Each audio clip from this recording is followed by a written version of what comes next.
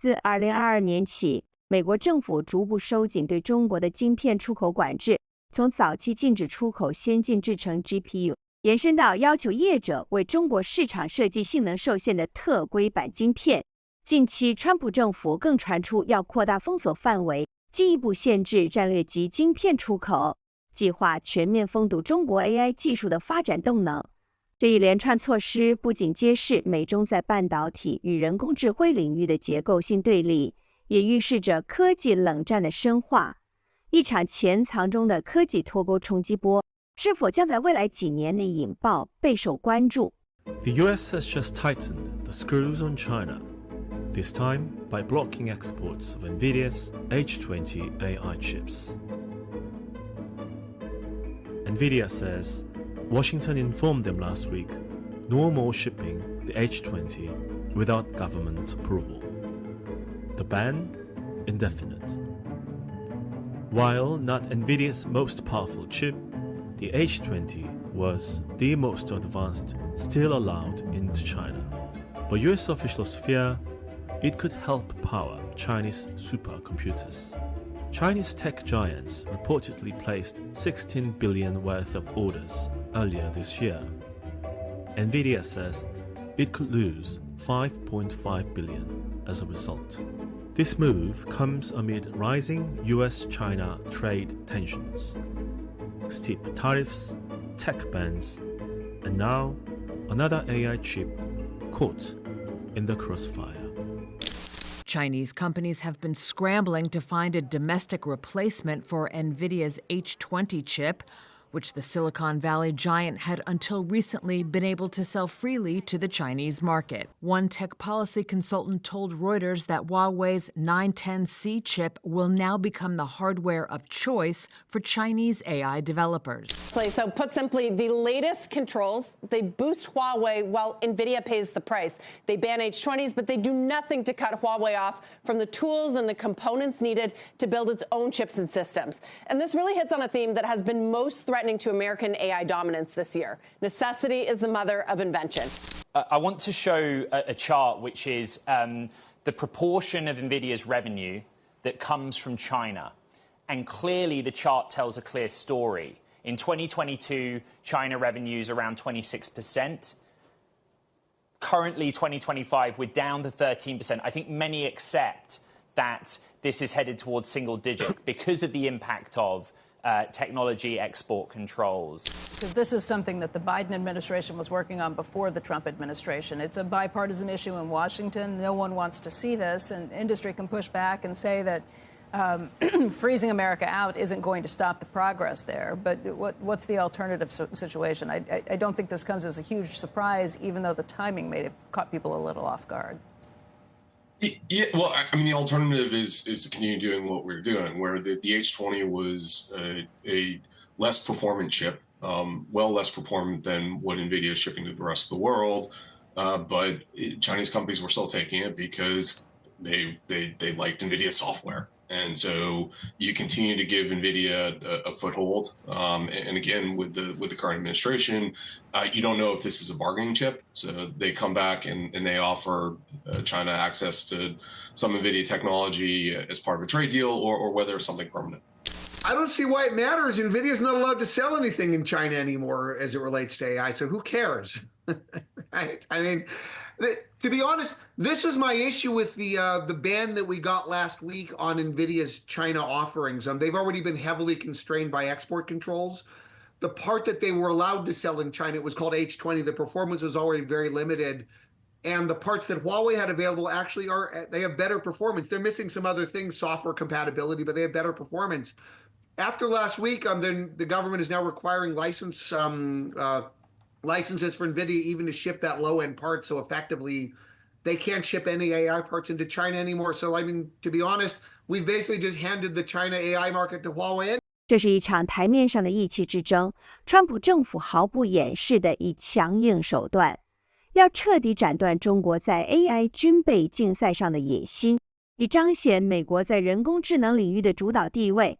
而中国也并未退让，以果决、迅速的反制动作回应，让外界难以看透其真正底牌。从最初的贸易冲突延伸至今日的科技封锁，双方表面上看似势均力敌，但这场科技战的背后，其实双方只是在比谁的气长。回顾2024年9月15日，中国以国家安全为由，宣布对稀有金属锑及其相关元素实施出口限制。这项决策不仅是一次贸易反制，还是一场精心策划。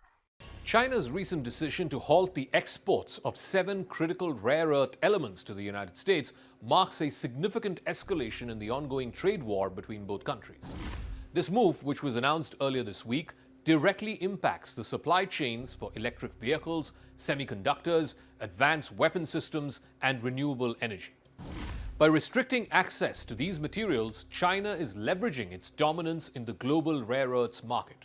This is being seen as a geostrategic maneuver by China, which underscores the growing importance of rare earth mineral resources in the geopolitics of the 21st century. The United States has accused China of restricting supplies of critical high-tech material to the US. So information that is being received indicates that China has restricted the supply of gallium, germanium and antimony, and China has restricted supplies that are very critical for military, aerospace and semiconductor industry in the United States of America.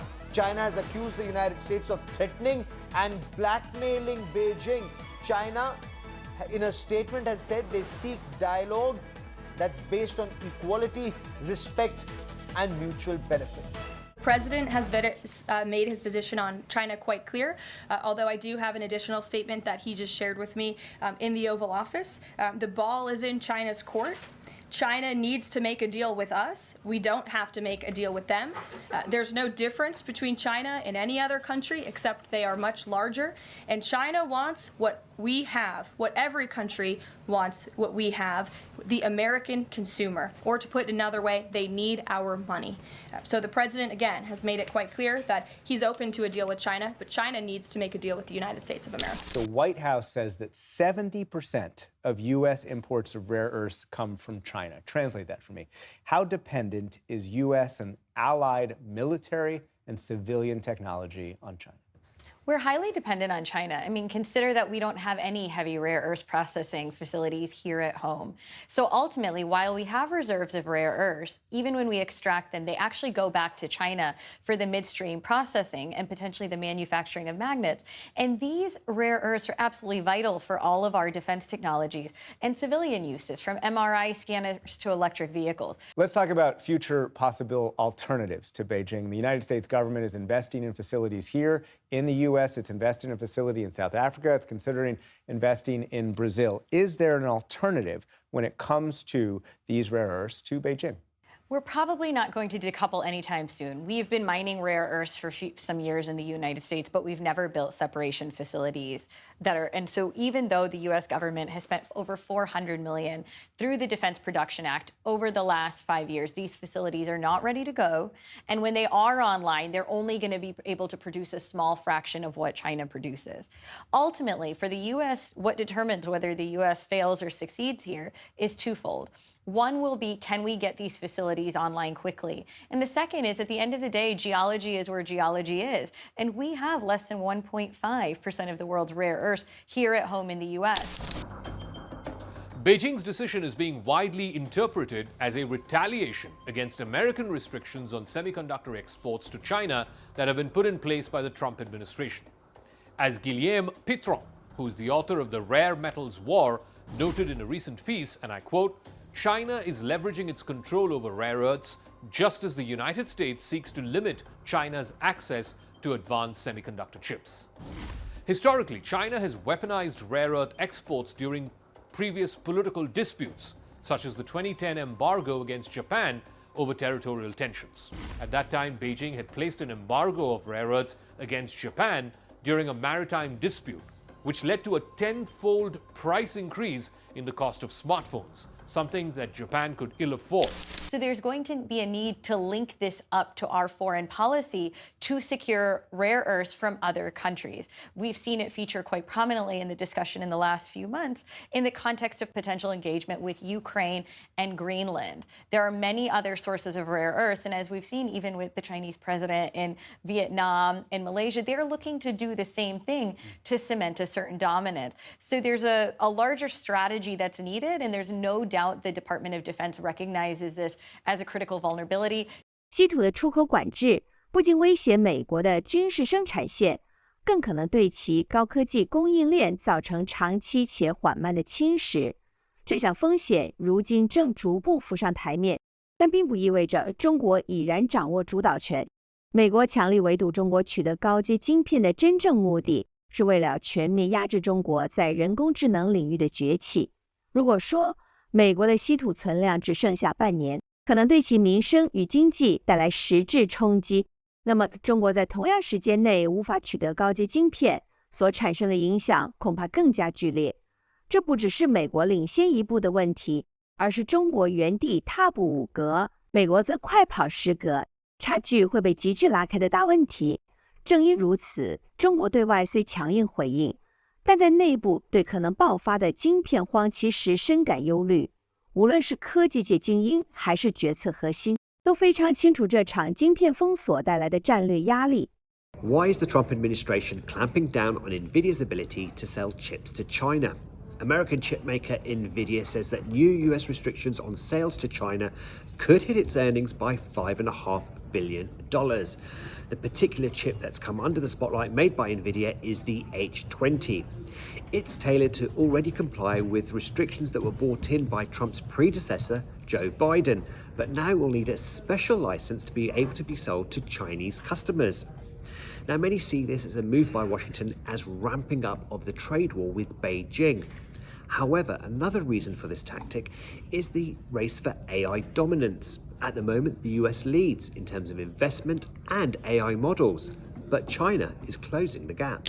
And for American chip companies in China, it's not going to be a long game, because China has declared that it wants to be self-sufficient in critical technologies. Semiconductors is one of them, in all critical technologies by 2035. And so the clock is ticking on American chip companies right now, and whether it is the company leaving the market on its own terms, or it's the US government issuing new export control regulations, or ultimately China creating its own national champions like Huawei and then ousting American companies, the opportunity is for a business leader to decide now whether they want to get out on their own terms or have it be dictated by China. And I want to pick up on one thing that you mentioned earlier, which is the H20s.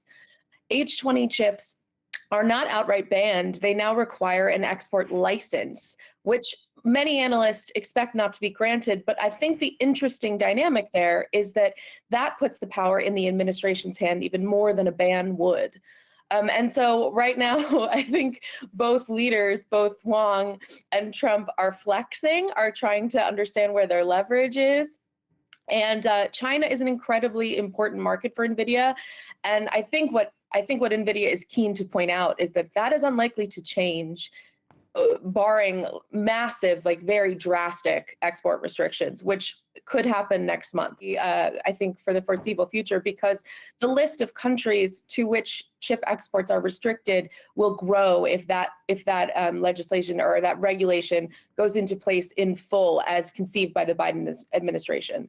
So far, the Trump administration hasn't touched it, but analysts are expecting that it will come up and maybe change. There's a second tier of countries in that AI diffusion policy, as it's called, that makes it even more alarming than just restricting China and Russia, which is what happened this week.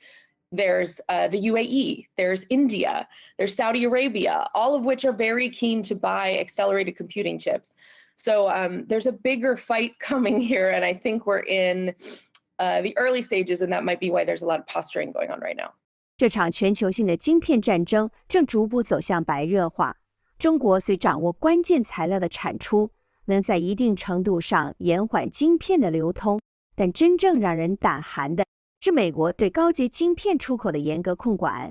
这不只是封锁，更是从源头钳制了中国科技进步的手脚。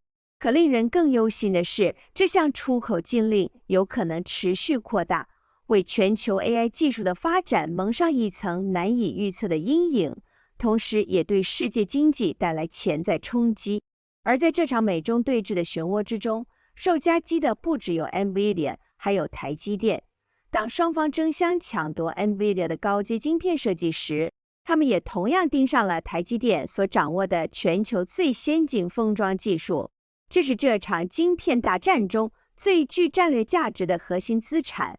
根据最新消息，台积电已接获美方出口管制新要求，需监控晶片货物流向，了解终端客户，以防中国绕道取得 AI 晶片。但对台积电而言，执行这类监控并不容易，势必牵动整体供应链的敏感神经。如今，美中双方的压力正不断升温。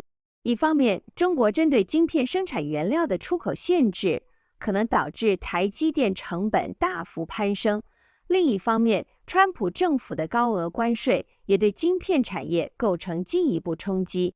当半导体产业受到多重挤压，这场看似技术之争的战役，终将以更剧烈的方式重塑全球经济版图。And really, semiconductors is of national security importance. And that's why this is, from going from reciprocal tariffs to sector tariffs. And when you think about semiconductors is almost 12 to 15% of global trade. So this is as big as anything it can get in terms of global trade.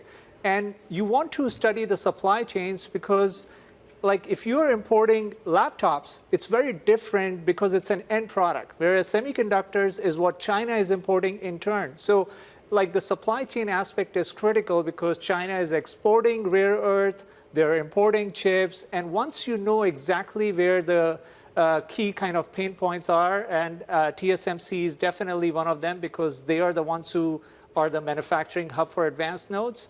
That's when you work on those companies, which is what they did with Nvidia and TSMC announcing yesterday that they are setting up this facility for AI supercomputers.